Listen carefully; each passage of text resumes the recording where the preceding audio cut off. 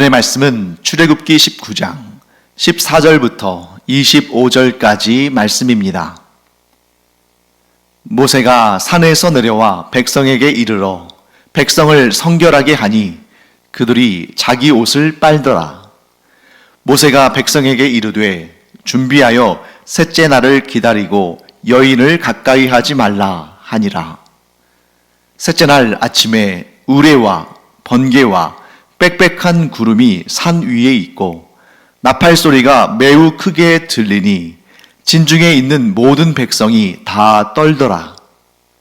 모세가 하나님을 맞으려고 백성을 거느리고 진에서 나오매 그들이 산 기슭에 서 있는데 시내산에 연기가 자욱하니 여호와께서 불 가운데서 거기 강림하심이라.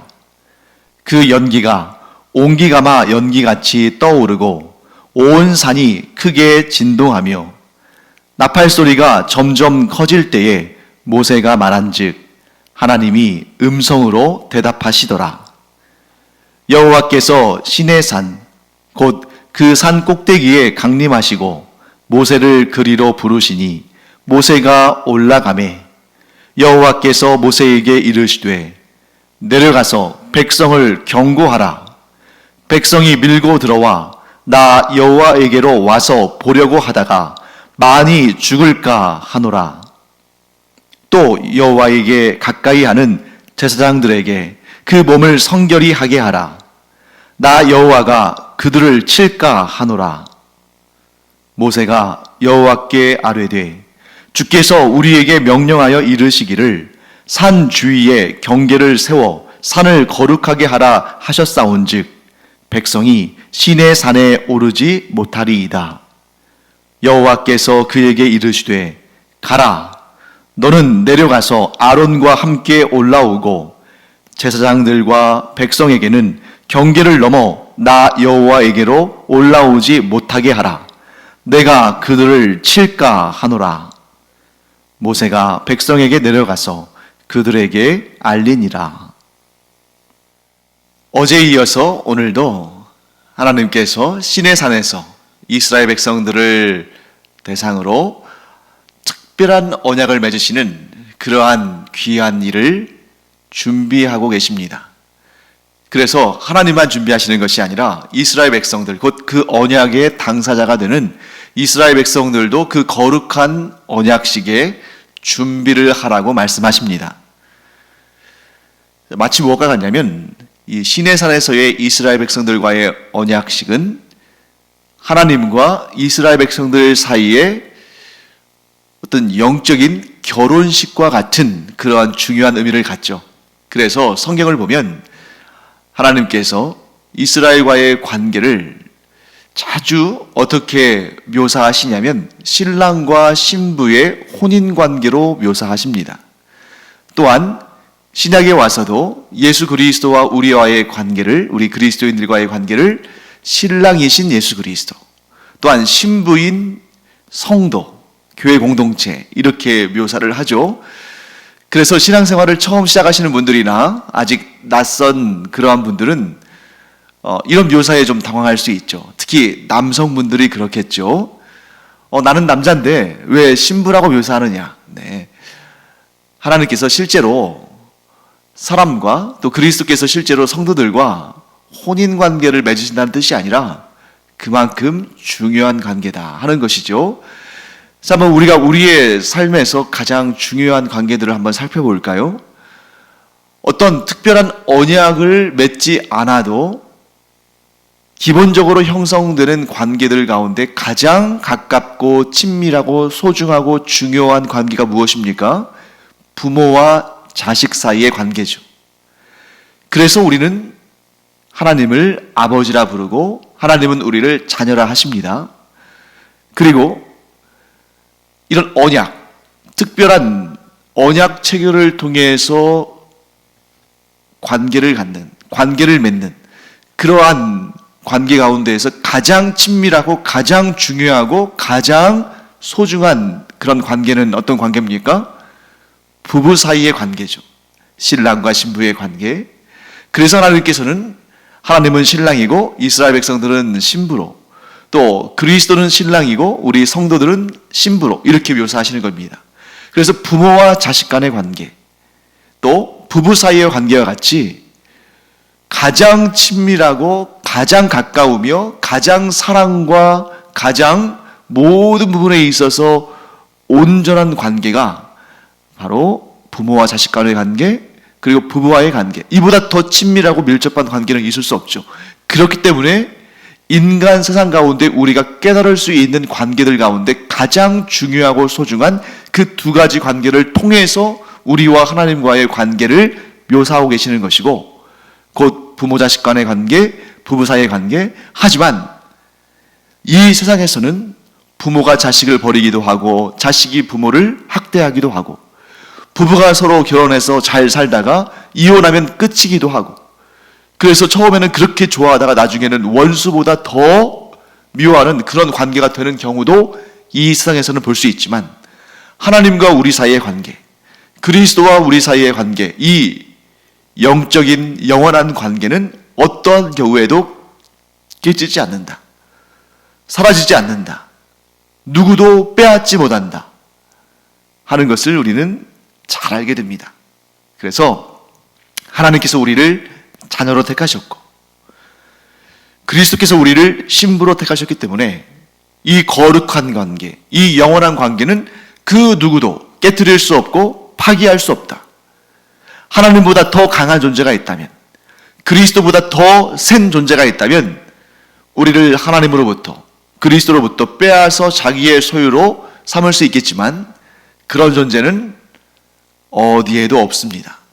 그렇기 때문에 우리는 그만큼 하나님과 그리스도와 친밀한 관계에 있다는 것을 우리가 알고 또 좀 자부심과 또한 평안함을 누리기를 바랍니다. 자, 그래서 시내산에서의 이 언약식을 준비하시는 하나님께서는 하나님과 이스라엘 백성들 사이에 이 부부 사이에 언약을 맺는 결혼식의 언약보다 더 소중하게 여기시고 더 잘 준비되기를 바라시는 것입니다. 그래서 하나님께서는 이스라엘 백성들에게 스스로 성결하게 하라 라고 말씀하시는 것이죠. 자, 뭘 의미하는 것입니까? 내가 거룩하니 너희도 거룩하라 하고 말씀하시는 것이죠. 이런 언약 관계에 있는데 하나님은 우리가 의심의 여지 없이 하나님은 거룩하신 분이신데 그 언약의 당사자인 이스라엘 백성들이 거룩하지 않다면 그 언약식은 이루어지지 않는 것입니다. 그래서 하나님께서 성결하도록 준비하라 라고 말씀하시는 것이죠. 또한 그 구체적인 내용에 있어서도, 즉 형식적인 면에 있어서도 준비가 되어 있도록 하나님께서 말씀하십니다.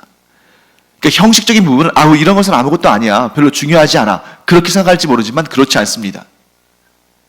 중심이 바로 서 있으면 형식도 갖추는 것이고, 잘 갖추어진 형식 속에서 더 중심이 더 바로 세워지는 것이죠.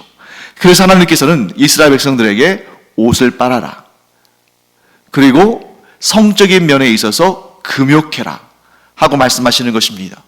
자, 이러한 준비가 왜 요구되는가? 신부가 신랑을 맞이하면서, 신랑이 신부를 맞이하면서 스스로를 정결하게 하고 또 그날을, 그 주요한 날을 위해서 자신 스스로를, 육체의 정욕을 절제하면서 그날을 준비하겠죠. 자, 이렇듯이 이스라엘 백성들은 옷을 빨고 또 금욕하면서 하나님을 만날 날을 준비해야 되는 것입니다. 이런 준비는 그리스도의 신부로 상징되어지는 우리 모든 성도들, 우리 모든 그리스도인들이 날마다 해야 하는 일입니다. 그래서 주님께서 재림하시는 그날까지, 우리의 신랑 되신 주님께서 재림하시는 그날까지 우리는 이 세상을 살면서 우리의 영적인 성결을 지키고 또 육체적인 정결함도 지키면서 또 우리의 모든 관계나 우리의 모든 생각과 말과 행동에 있어서 거룩함을 지키면서 살아야 됩니다. 그래야 우리 주님 재림하시는 그날에 우리가 주님을 배울 때 부끄럽지 않은 것이죠. 물론 우리가 완벽할 수는 없기 때문에 그래서 우리가 때때로 죄를 짓기도 하고 이런저런 탐심과 정욕 가운데에 넘어지기도 하고 합니다만, 그때마다 우리가 옷을 빨듯이 이 더러워진 옷을 깨끗한 물로 빨아서 깨끗하게 유지하듯이 우리가 이 땅을 살면서 완벽한 존재가 될 수는 없기 때문에, 천국에 가면야 완벽한 존재가 되겠습니다만 이 세상에서는 완전할 수 없기 때문에 우리가 죄를 짓고 탐심과 정욕으로 더러워지고 여러 가지 문제들이 생길 때 어떻게 해야 됩니까? 이스라엘 백성들은 옷을 빨므로 그 거룩함의 형식을 취했지만 우리는 예수 그리스도의 보혈에 우리의 죄를 씻음으로 말미암아 곧 예수 그리스도의 그 은혜로 우리가 회개하고 죄사함의 은총을 얻음으로 말미암아 우리를 정결하게 유지해야 한다. 그리고 그러한 거룩한 상태로, 즉 주님 오시는 그날까지 예수 그리스도의 그 십자가와 그 십자가의 보혈을 의지하고 죄에 대해서 회개하고 정욕을 절제하는 그러한 주님을 기쁘시게 하는 거룩한 삶을, 이 영적인 거룩함을 유지하다가 그날에, 주님 오시는 그날에 주님을 영접하고 큰 기쁨을 함께 나누는 그러한 우리 모두가 되기를 간절히 축원합니다. 자, 이제 그 다음 내용에 어떤 내용이 나오냐면 하나님께서 시내산에 임재하시는 내용이 등장합니다. 자, 하나님께서 임재하실 때 이 시내산에서도 그렇고요, 다른 그런 역사나 본문에서도 마찬가지인데, 하나님의 임재가 있을 때에는 우레와 번개와 빽빽한 구름과 또한 나팔 소리가 진동했다라고 성경은 묘사하고 있습니다. 자, 왜 그러면 하나님께서 임재하실 때 우레소리가 나고 번개가 치고 빽빽한 구름이 이렇게 몰려들고 또 나팔소리도 나고, 자, 여기에서 우리가 우레소리, 번개, 빽빽한 구름 이런 것들은 자연의 현상이기 때문에 우리가 그것을 어느 정도 이렇게 보고 듣고 하겠습니다만, 이 나팔소리는 뭘까? 그러니까 하나님께서 시내산에 임재하실 때에 그 모습을 빽빽한 구름과 우레와 이런 것을 통해서 어느 정도 인지한 다음에 이스라엘 백성들이 분 나팔 소리일까? 그건 아니죠. 왜냐하면 하나님의 임재에 대해서는 하나님께서 그런 현상들을 일으키시니까. 그러면 이것은 천사들이 부는 나팔 소리일 수도 있겠죠. 그런데 여기에서 우레나 번개나 빽빽한 구름이나 이런 것들이 자연적인 그러한 이런 현상 세계에서 나타나는 것이니까 이 나팔 소리가 천사들이 부는 나팔 소리일 수도 있지만 어쩌면 이 자연계에서 울리는 그러한 소리를 이용하셨을 가능성도 있습니다. 그럼 이게 어떤 소리인가? 이렇게 추론할 수가 있어요. 그러니까 이건 정확히 이렇다라고 제가 단정할 수 없습니다. 성경에서 그렇게 말씀하지 않으시니까요. 자, 그런데 지금 보시면 빽빽한 구름, 우레, 번개, 또 이러한 자연 현상들. 그런데 그 중에 하나가 지진도 있을 수 있는 거죠. 지진이 땅이 요동치는 거죠. 땅이 흔들리는 것. 그래서 제가 예전에 한번 어떤 자료를 봤는데 그 자료를 보니까 이게 지진이 나는 그런 지진이 있는 그런 상태에서 산을 찍은 그런 영상이었는데요.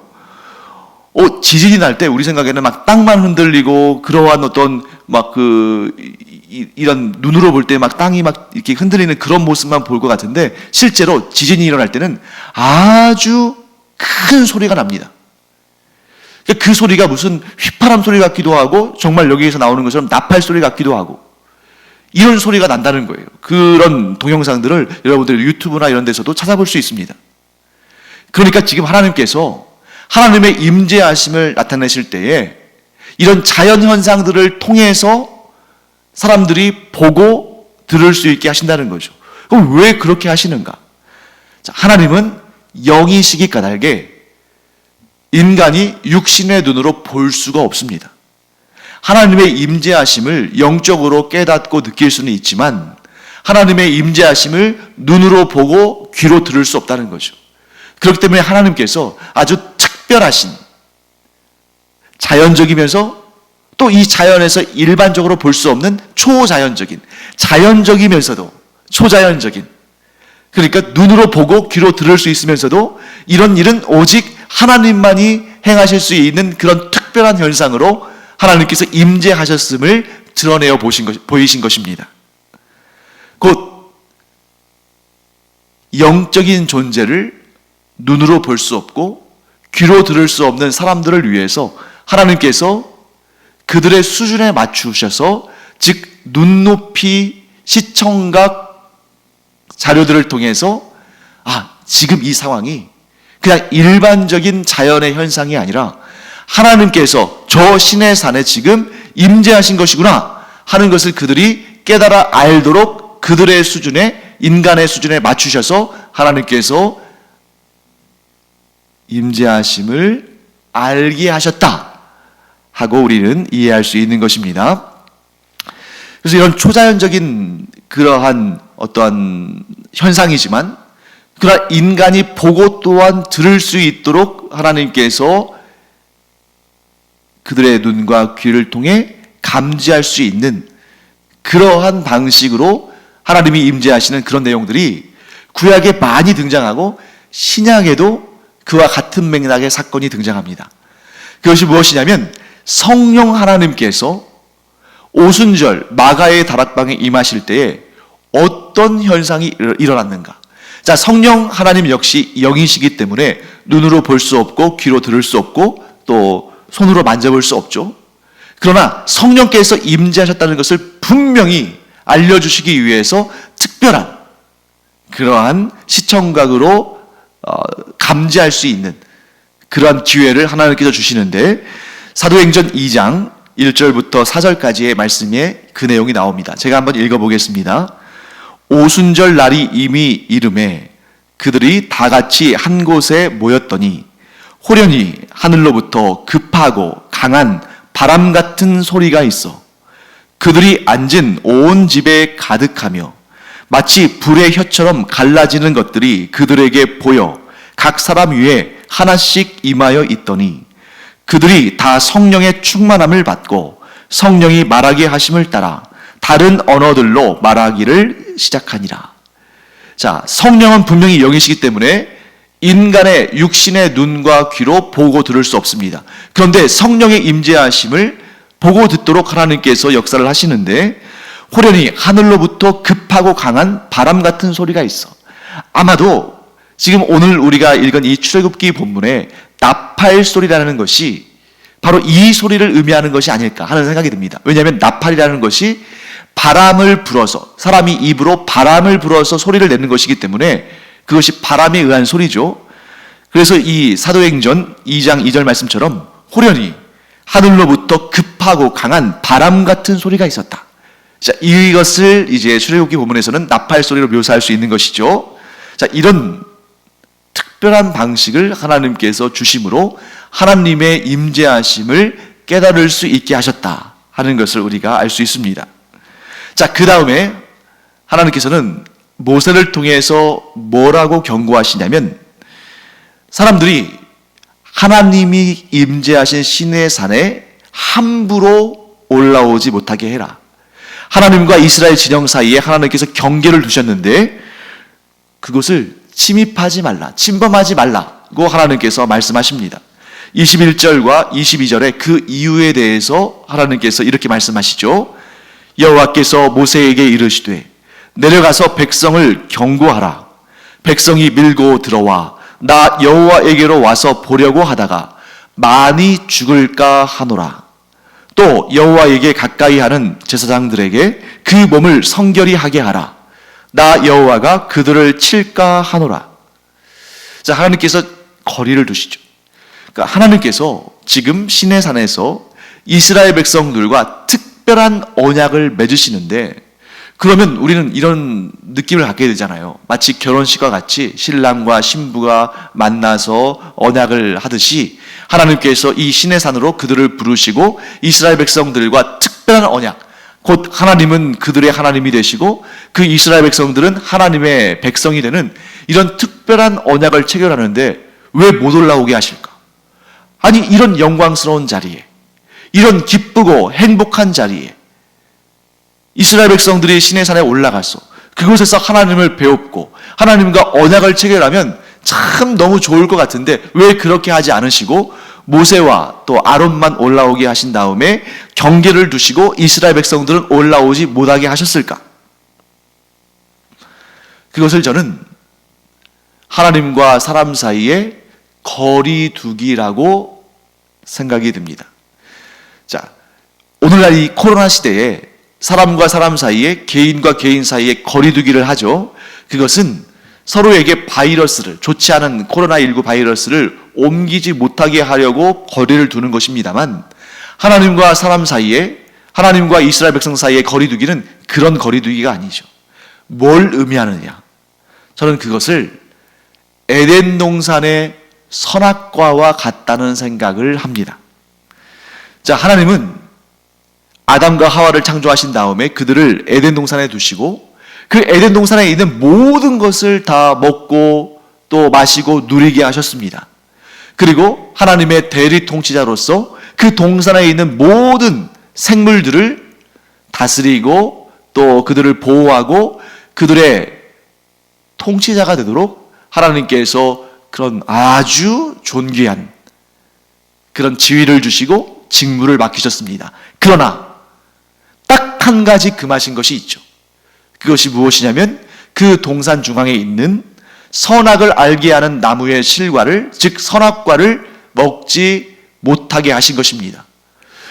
그러면 어떤 분들은 아마 이렇게 생각할 수 있겠죠. 아니, 하나님께서 참 인자와 자비가 무한하시고 스케일 크신 분이시고 위대한 분이시고 그런데 뭐가 아까워서 그 선악과를 못 먹게 하셨을까?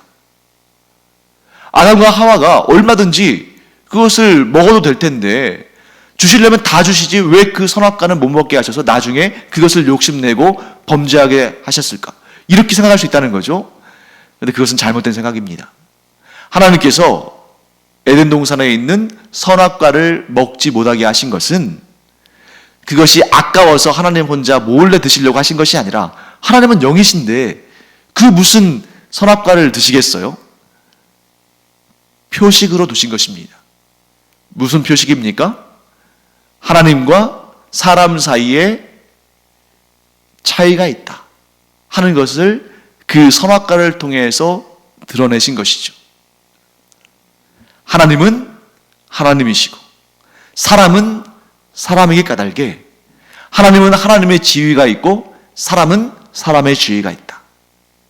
곧 사람은 하나님의 명령에 순종해야 되고 하나님과 같이 모든 것을 다 할 수 있는 것이 아니라 그에게는 제한이 있고 제약이 있다는 것을, 그리고 그 부르심을 받은 자리에서 그것을 믿음으로 받아들이고 순종하고 하나님의 뜻을 따라야 되는 것이지, 하나님께서 금하신 것을 욕심 때문에 취하고 하나님의 명령을 거부하고 하나님의 명령에 순종하지 않는 것은 하나님께 용납받을 수 없는 일이다 하는 것을 이 선악과에 대한 금지 규정을 통해서 하나님께서 드러내신 것입니다. 하나님을 믿는다면, 하나님을 주인으로 섬긴다면 하나님의 명령에 순종해야 되는 것이고, 당연히 그 모든 것을 다 누리게 하셨지만 딱 한 가지 금하신 그 선악과를 먹지 말아야 하는 것입니다. 그것이 곧 하나님은 하나님이시고 사람은 사람이라는 그 구분이고 구별이며 정의가 되는 것입니다. 그렇기 때문에 하나님께서 지금 이스라엘 백성들에게 경계를 두시고, 그래서 여기 이상 넘어오지 말라고 하셨고, 그런데 하나님의 말씀을 어기고 그 경계를 넘어간 자들은 죽임을 당하는 그러한 하나님의 뜻이 전달되는 것입니다. 이걸 보면서 우리가 분명히 알아야 할 사실이 있습니다. 우리 기독교는 우리가 아무리 하나님의 은혜를 얻고 하나님께 사랑을 받고 모든 만물 중에 탁월한 특별한 영장으로 하나님께 쓰임받고 그런 특별한 지위를 받았다 할지라도 하나님과 사람 사이에는 구별이 있다. 그런데 대부분의 종교는 이런 구별을 무시합니다. 그래서 어떤 경우는 신과 같이 되는 것을 그 종교의 궁극적인 목적으로 삼고, 심지어는 자기가 신보다 높은 위치에서 신을 조종하고 싶어하는, 신을 자기 마음대로 부리고 싶어하는 그러한 욕심을 갖게 되는데, 이것이 바로 우상을 섬기는 종교의 공통적인 특징입니다. 지금도 보십시오. 이 세상에 많은 종교들이 있습니다만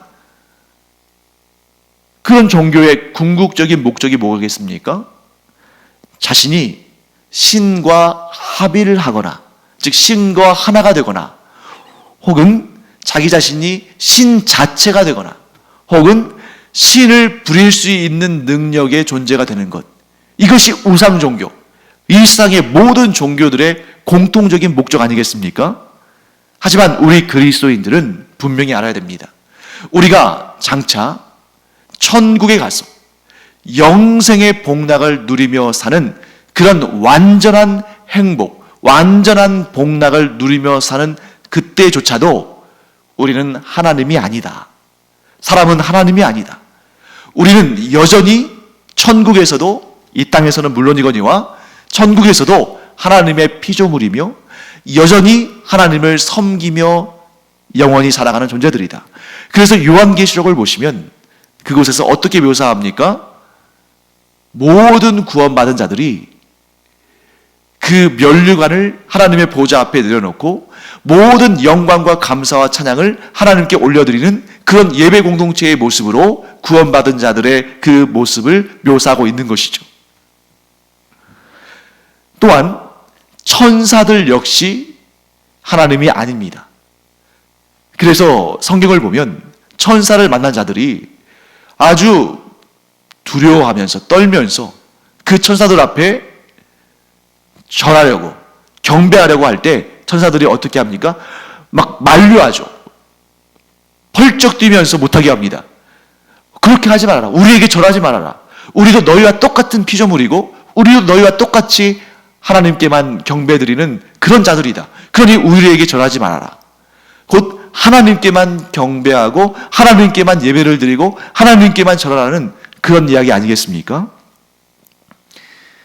피조물이 곧 천사나 사람이나 동물이나 식물이나 물체들에 이르기까지 피조물이 자기의 신분을 정확히 알고 욕심내지 아니하고 그 신분의 역할을 감당하며 자기 신분을 지키는 일, 바로 거기에서부터 진정한 하나님에 대한 사랑과 충성이 나오는 것입니다. 사랑하는 성도 여러분, 우리는 이 땅에서나 천국에서나 온전히 하나님만 섬기며 온전히 하나님의 말씀에 순종하며 하나님을 사랑하고 하나님께 충성을 다하는 그런 존재가 되기를 바랍니다. 그러면 우리와 하나님 사이에는 차이는 딱 하나예요. 하나님은 하나님이시고 사람은 사람이다. 우리가 그것을 인정하고 하나님을 사랑하고 충성을 다하며 우리의 본분을 지킬 때 하나님께서는 우리에게 모든 은혜와 복을 차고 넘치게 부어주실 줄 믿습니다. 그러나 이 신분을 지키지 아니하고 하나님을 하나님으로 섬기지 아니하고 자기가 하나님이 되려고 하면 반드시 하나님의 심판을 받고 영원한 멸망을 당하게 된다. 이 사실을 꼭 기억하고 오직 하나님만 섬기는, 그래서 하나님께 복받고 은혜 받는 우리 모두가 되고, 또한 우리의 자자손손, 우리의 후손 대대로 그와 같이 하나님을 경외하고 하나님께 충성하는, 그래서 하나님께 주시는 온갖 복과 은혜와 상을 받는 그러한 우리 모두가 되기를, 또한 우리 후손들이 되기를 축원합니다. 기도하겠습니다. 하나님, 주님의 은혜를 감사드립니다. 하나님은 하나님이시오 사람은 사람임을 고백합니다. 그런 저희를 하나님께서 자녀 삼으시고 저희에게 온갖 좋은 것, 곧 복과 은혜와 상을 넘치게 주심을 감사드립니다. 저희들이 이 땅에서도 또한 천국에 이르러서도 하나님을 하나님으로 섬기고 하나님의 피조물로서의 그 본분을 다하는 저희가 되게 하여 주시옵소서.